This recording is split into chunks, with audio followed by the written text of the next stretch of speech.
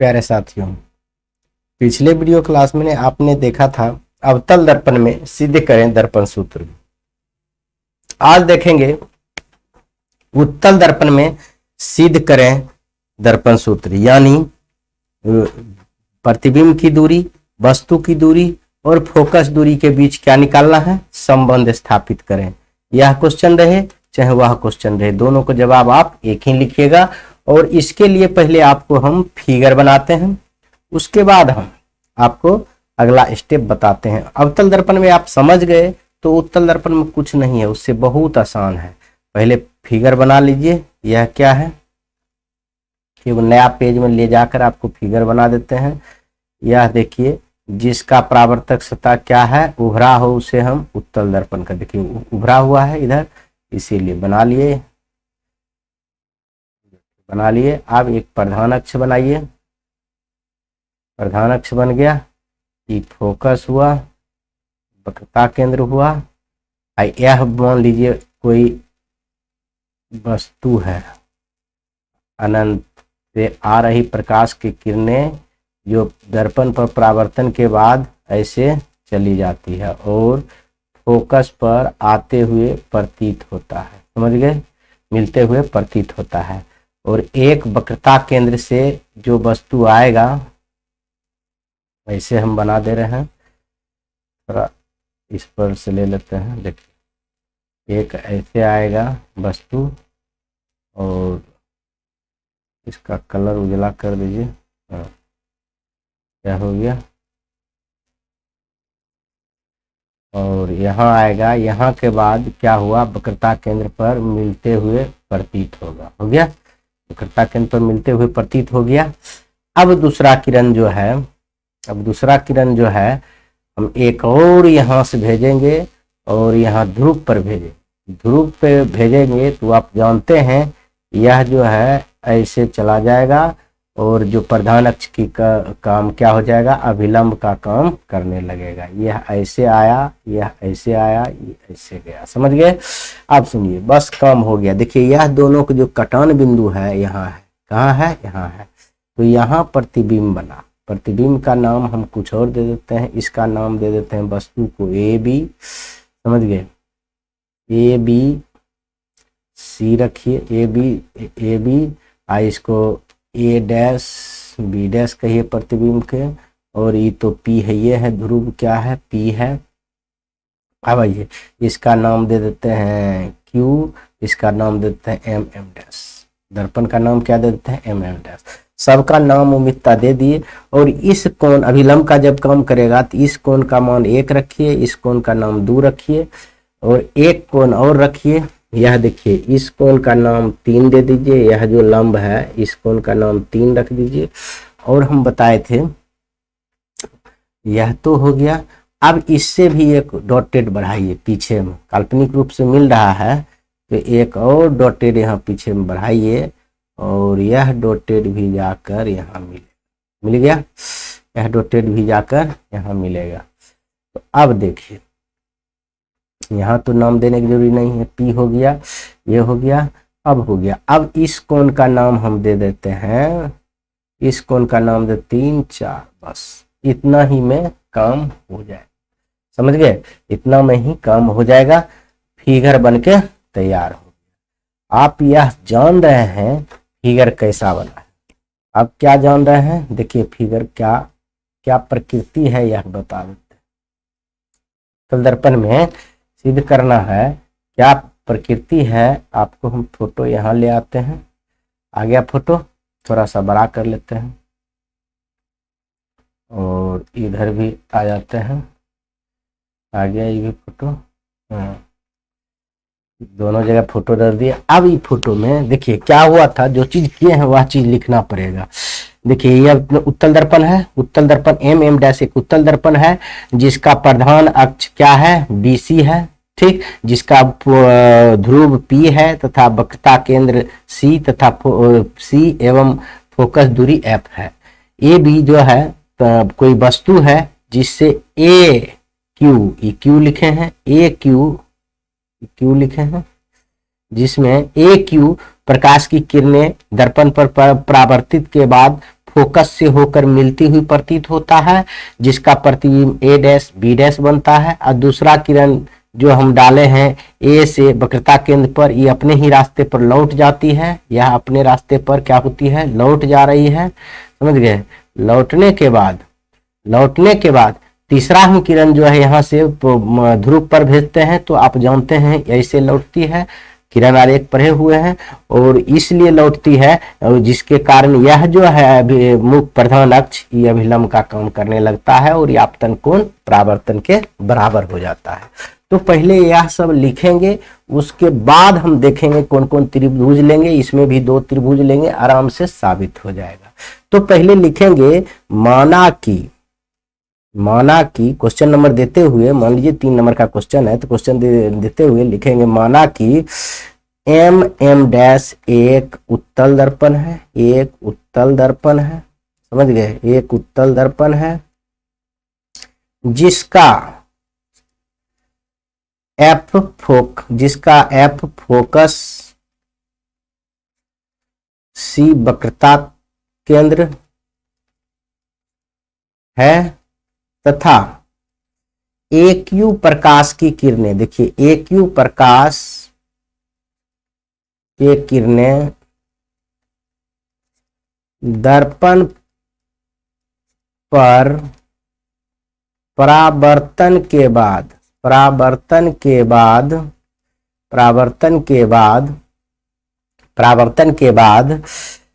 Focus से होकर, यह मिलता नहीं मिलती हुई प्रतीत होता है, काल्पनिक में बन रहा है, फोकस से होकर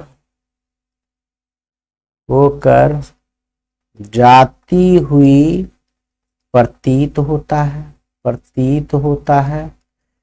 इसमें लिखने का जैसा कि चित्र में दिखाया गया, जैसा कि हम कुछ बता रहे हैं, रुकिए, जैसा कि चित्र में दिखाया जैसा कि चित्र में दिखाया गया है, ठीक। अब तो साबित करना है कि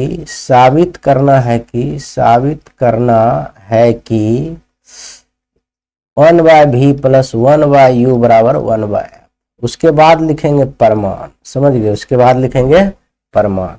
देखिए इसमें हम छोटा सा लिखे हैं, आप बहुत बड़ा भी लिख सकते हैं। क्या लिखिएगा, हम तो यही लिखे हैं एम डैश एक उत्तल दर्पण है जिसका फोकस दूरी f, तो फोकस f और वक्रता केंद्र C तथा EQ है, ये क्या है, Q है, प्रधान अक्ष के समांतर प्रकाश की किरणें आती है जो कि परावर्तन के बाद फोकस से होकर मिलते हुए प्रतीत होती है, जैसा कि चित्र में दिखाया गया है। लेकिन आप यह भी लिख सकते हैं कि उसमें आप जैसा प्रतीत होता है के बाद लिख सकते हैं यहाँ पर, लेकिन उतना बड़ा लिखने की जरूरी नहीं, यहाँ लिख ही दिए जैसा कि चित्र में दिखाया गया है, तो उतना बड़ा लिखने की कोई आवश्यकता नहीं है कि ए से एक किरण ए से वक्रता केंद्र पर गया जो कि अपने ही रास्ते पर लौट गया, और दूसरा किरण ध्रुव पर गया, ए से ही दूसरा किरण ध्रुव पर गया जो कि इस ध्रुव पर जाने के बाद एक कोण 2 के बराबर हो गया, क्योंकि प्रधान अक्ष जो है अभिलंब का काम करने लगा, समझ गए। यह सब भी लिख सकते हैं, लेकिन उतना लिखने की आवश्यकता नहीं है, बहुत लंबा हो जाएगा, इतना ही लिखेंगे तो काफी है। अब हमको त्रिभुज लेना है, तो कौन कौन लेना है पहले यह बता देते हैं। देखिए सबसे पहले त्रिभुज लीजिएगा ये बड़का वाला AB, यहाँ देखिए C, ये पूरे लिख रहे हैं ABC, यह यहाँ से लेकर यहाँ से ऐसे घूम रहा है ना, ऐसे यह पूरे त्रिभुज आप लीजिएगा, यहाँ से लिख लीजिए ललका जो दिख रहे हैं, एक त्रिभुज यह पूरे लीजिएगा, एक त्रिभुज यहाँ से आधा लीजिएगा, देख रहे हैं इतना छोटा A dash B dash C। तो हम अब लिए अब त्रिभुज, अब नहीं लिखिए, पहले ही लिख रहे हैं तो कुछ नहीं लिखिए, त्रिभुज ABC तथा त्रिभुज A dash B dash C। देखिए ABC तथा A dash B dash C हो गया, ये त्रिभुज और ये पूरे त्रिभुज। इस त्रिभुज में आप देखिए समरूप करेंगे, ये दोनों त्रिभुज क्या करेंगे, समरूप करेंगे। तो आप जान चुके हैं, पिछले वीडियो में बताए हैं, पिछले अवतल दर्पण में बताए हैं, समरूप इसलिए करेंगे इसका लंब बट्टे लंब हो जाएगा, आधार बट्टे आधार हो जाएगा। तो देखिए तो अब हम कहेंगे, तो इसको समरूप करने के लिए देखिए यह 90 डिग्री है, तो यह भी 90 डिग्री है कि नहीं है, यह भी 90 डिग्री, ये भी लंब है। तो हम कह सकते हैं कोण बी बराबर कोण बी डैश, कह सकते हैं कोण बी बराबर कोण बी डैश। यह कोण इसके बराबर है, किस नियम से, समकोण है, इसलिए प्रत्येक समकोण, समझ गए, समकोण है, प्रत्येक 90 डिग्री है इसलिए। तो आप समझिए, आप एक चीज और जान रहे हैं, कोण सी जो है ये बड़का त्रिभुज में भी है और ये छोटका त्रिभुज में भी है। तो कोण सी बराबर कोण सी हम कह सकते हैं उभयनिष्ठ है, क्या है, दोनों में है तो कॉमन हो गया, उभयनिष्ठ है। तो अब देखिए ये दोनों त्रिभुज का दो कोण बराबर हो गया, तो हम कह सकते हैं त्रिभुज ए बी सी समरूप हो गया, ये समरूप का चिन्ह है त्रिभुज ए डैश बी डैश सी। जब यह समरूप हो गया किस नियम से, एंगल यानी कोण समरूपता से, कौन समरूपता से क्या हो गया, यह समरूप हो गया। अब हम देखेंगे जब यह दोनों त्रिभुज समरूप हो गया, इसका लंब बट्टे लंब होगा, इसका आधार बट्टे आधार होगा। समझिए इसका लंब क्या है, ए बी, इसलिए ए बी बट्टे इसका लंब क्या है, ए डैश बी डैश बराबर होगा, इसका पूरे का आधार है बी सी बराबर है बी डैश सी, बराबर होगा बी डैश बट्टे होगा बी डैश सी। समीकरण 1 मान लीजिए। अब दूसरा त्रिभुज आप यहां से लेंगे, देख लीजिए दूसरा त्रिभुज यह लीजिए, ये छोटा सा, यहां से देखिए यह लीजिए ए बी पी, और यहां से देखिए यह देख रहे हैं ये छोटा वाला, हाँ ये लेंगे, यह त्रिभुज लेंगे, यानी 1 2 3 माने हैं, तो वह भी आप यहां से कर सकते हैं। और इसको देखिए थोड़ा बड़ा कर दे, आपके लिए थोड़ा बड़ा कर दे, छोटा सा, हाँ ये थोड़ा बड़ा कर लेते हैं जो कि आपको समझ में, ठीक है, हो गया। अब देखिए एक यह त्रिभुज लेंगे और एक यह त्रिभुज लेंगे, यानी पुनः अब त्रिभुज क्या लिखेंगे, त्रिभुज इसको भी समरूप करेंगे। देखिए ए बी पी तथा त्रिभुज किसमें, पी ए डैश बी में, चाहे लिखेंगे ए डैश बी डैश पी में, समझ गए। अब देखिए इसमें यह भी 90 है और यह भी 90 है, यानी हम कह सकते हैं कोण बी बराबर कोण बी डैश। देखिए कोण बी बराबर कोण बी डैश। अब देखिए एक त्रिभुज ई कोण बराबर करेंगे, कैसे, अब सुनिए, हम यहाँ लिख सकते हैं कोण 1, इसको माने है 1, इसको माने 2 बराबर 2, ये तो लिखेंगे प्रत्येक 90, प्रत्येक ये भी है प्रत्येक 90 डिग्री, प्रत्येक 90 डिग्री या समकोण। ये है कोण 1 बराबर कोण 2 किस नियम से होगा, प्रकाश के परावर्तन के नियम, प्रकाश के परावर्तन के नियम से, समझ गए, प्रकाश के परावर्तन के नियम से हो गया। जब यह दोनों बराबर हो गया तो सुनिए, तो यहां देखिए 2 बराबर भी 4 होगा, कहिए क्यों, 2 बराबर 4 इसलिए होगा समीकरण, इसको मान लीजिए कुछ नहीं मानिए, ऐसे बता देंगे तो हो जाएगा। ऐसे 2 और 4 भी बराबर होगा, यहाँ लिख सकते हैं कोण 2 बराबर कोण 4। तो ये किस नियम से, शीर्षाभिमुख कोण से। देखिए एक ऐसे लिखा गया, देखिए एक ऐसे गया है एक ऐसे गया है, कट रहा है, देखिए डमरू की तरह बन गया, एक ऐसे गया है एक ऐसे गया, कट गया, तो शीर्षाभिमुख कोण से, या इसी को कहते हैं सम्मुख कोण से। कौन से, सम्मुख कोण से, सम्मुख कोण से यह बराबर है। आगे आइए, यह जब बराबर हो गया, देखिए यहाँ 2 बराबर 4 है, यहाँ 2 बराबर 1 है, तो इसलिए हम लिख सकते हैं कोण 1 बराबर 4, कहीं ये 2 के बराबर है, 1 भी 4 के बराबर है, तो हम 2 बराबर कोण 4 लिख सकते हैं। तो देखिए कोण 1 बराबर कोण 4 लिख सकते हैं। देखिए कोण 1 4 के बराबर है, बी और बी डैश के बराबर है, 2 कोण बराबर हो गया, तो हम कह सकते हैं त्रिभुज ये समरूप है, इसलिए त्रिभुज ए बी पी समरूप हुआ त्रिभुज ए डैश बी डैश पी के, समझ गए। जब समरूप हो गया तो इसका लंब बट्टे इसका लंब होगा, इसलिए कह सकते हैं ए बी बट्टे ए डैश बी डैश हो गया, बराबर इसका आधार क्या है, बी पी बट्टे बताइए बी डैश पी हो गया, समीकरण 2। और समीकरण 1 और 2 से देख लीजिए LHS बराबर है तो RHS बराबर हो जाएगा। तो अब इसी को हम छोटा कर देते हैं और इसी पेज में आपको हम बना देते हैं, दूसरा पेज में जाने की आवश्यकता नहीं होगी। देखिए थोड़ा सा छोटा कर लेंगे तो हो गया। अब आइए यहाँ पर बनाते हैं। अब देखिए हम लोग यहाँ पर आए हैं क्या, ए डैश पे। अब 1 और 2 से लिखेंगे, समीकरण 1 और 2 से, समीकरण 1 और 2 से लिखिएगा तो LHS बराबर है तो RHS बराबर हो गया, यानी BC, यानी कह सकते हैं BC बट्टे B डैश C बराबर हो जाएगा BP बट्टे B डैश P। इतना हो गया, BP बट्टे BI डैश P। अब देखिए अब क्या करेंगे, हम देखेंगे BC क्या है, BP क्या है, उसके बाद इसको माइनस प्लस भी देखेंगे, उसके बाद हम इसको मान रखेंगे, हो जाएगा। बहुत आसान है, जब अवतल देख ले तो उत्तल आसान है। अब देखिए BC देखिए यहाँ से यहाँ तक दूरी है, इसका तो कुछ होता नहीं है, जो भी नापा जाता है प्रधान अक्ष से। देखिए BP होता है वस्तु की दूरी और ये है कौन सी की दूरी, ये जो है आपका PC जो है आपका कौन सी की दूरी हो गया, 2F हो जाएगा या वक्रता त्रिज्या हो जाएगा। तो BC के बदले में हम लिख सकते हैं कि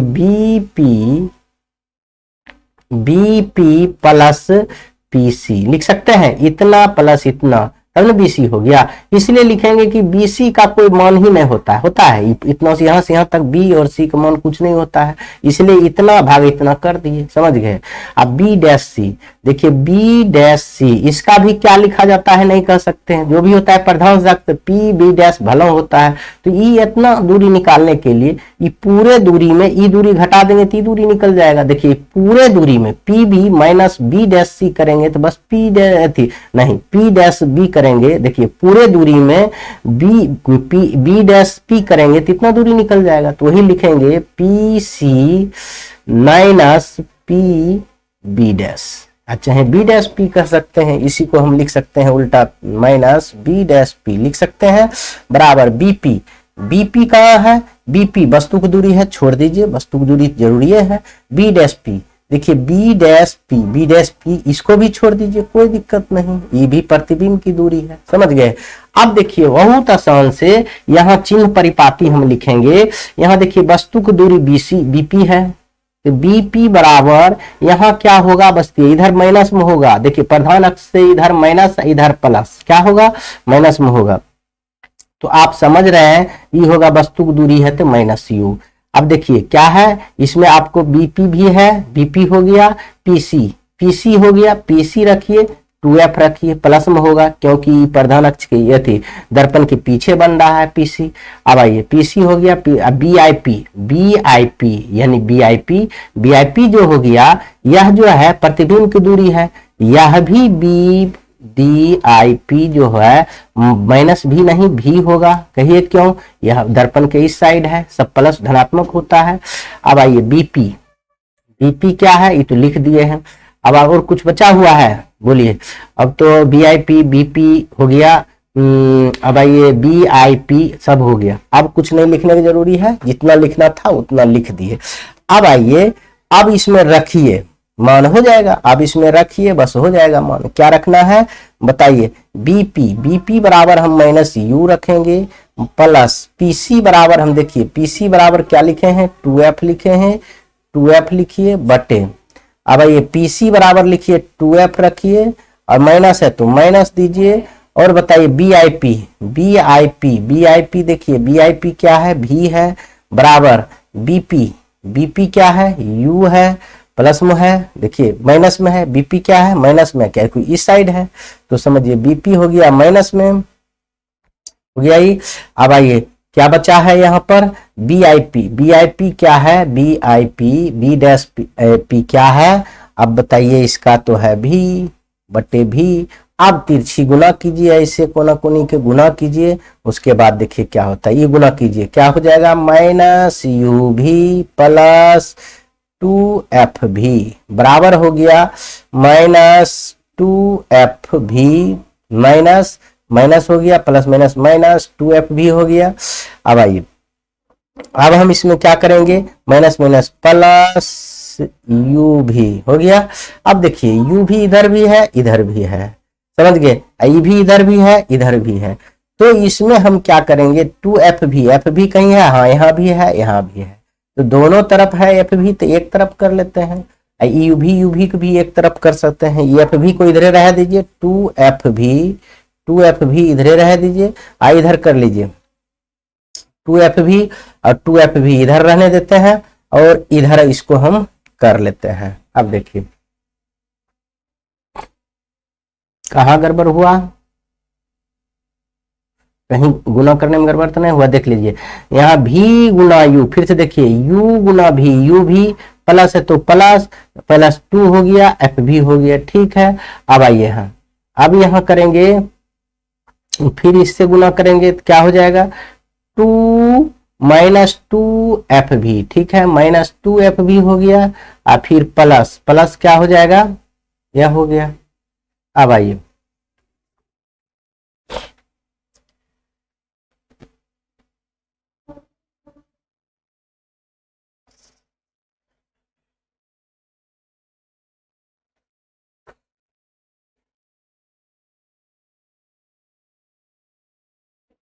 अब देखिए तिरछी गुना कर लिए। अब देखिए ये u भी इधर है इधर भी है, तो इसको उस साइड कर देते हैं, इसको इस साइड ले लेते हैं, f भी या एफ यू को। तो क्या हो गया, यहाँ 2f है और इधर है माइनस तो इधर प्लस हो जाएगा 2f। यहाँ 2f भी है, ये क्या है 2f भी है इस साइड, और उधर माइनस वाला क्या है 2f बराबर। यहाँ देखिए u भी है और प्लस इधर माइनस वाला उधर चल जाएगा तो u भी हो जाएगा। तो सुनिए इधर कॉमन ले लेंगे तो क्या हो जाएगा, तो बताइए यह जो हो जाएगा एफ भी प्लस एफ यू हो जाएगा, एफ भी प्लस एफ यू बराबर। देखिए एफ एक और एक कितना हो जाएगा 2u भी हो जाएगा, यह 2 कट जाएगा गुना भाग। तो फाइनली क्या बचा, एफ भी प्लस एफ यू बराबर यू भी। बस आपको क्या करना है, दोनों तरफ यू भी एफ से गुना करने पर लिख दीजिएगा, बस भाग करने पर लिख दीजिएगा, बस हो जाएगा, आराम से हो जाएगा। बस इसी में बना देते हैं, अगला स्लाइड लाने की जरूरी नहीं पड़ेगा।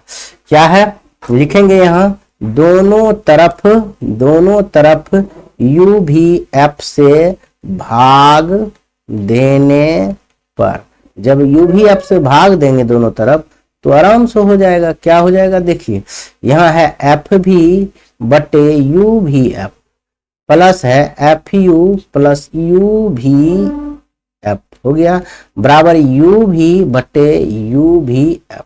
देखिए u भी कट गया, एफ यू कट गया, एफ यू कट गया, देखिए एफ भी कट गया, एफ भी कट गया। यहाँ बचा क्या, यह देखिए यहाँ बचा 1/u प्लस 1/v बराबर क्या बचा 1/f।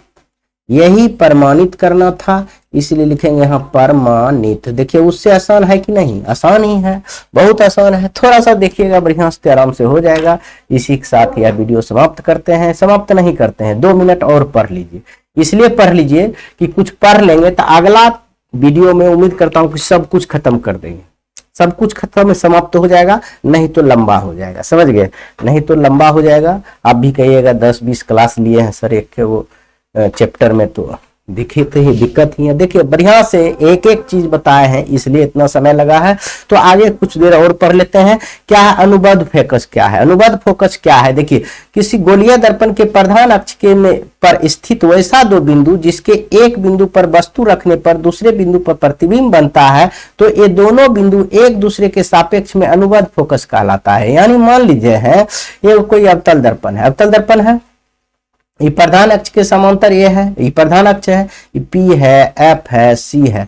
अब मान लीजिए यहाँ कोई वस्तु रखा गया है, यहाँ पर यहाँ से आएगा प्रकाश की किरणें, फोकस से होकर चली जाएगी, फोकस। दूसरा अगर फोकस से गुजारेंगे तो ऐसे क्या प्रधान अक्ष के समांतर हो जाएगा, होगा कि नहीं होगा। देखिए प्रतिबिंब कहाँ बन रहा है, फोकस और इसके बीच बन रहा है। इसको मानिए ए बी, तो इसको ए डैश बी डैश मानिए, समझ गए।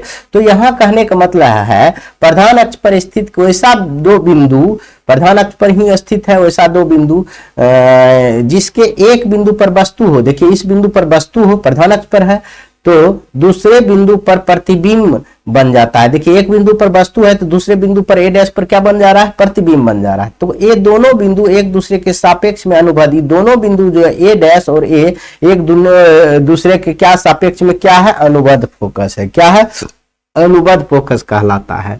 बहुत आसान है, आसानी से आप लोग समझ गए होंगे। आगे आइए, आगे कहता है आवर्धन किसे का। आवर्धन हम याद करेंगे, अवतल दर्पण में भी आवर्धन, उत्तल दर्पण में भी आवर्धन ज्ञात करेंगे। बहुत आसान है, बेसी नहीं है।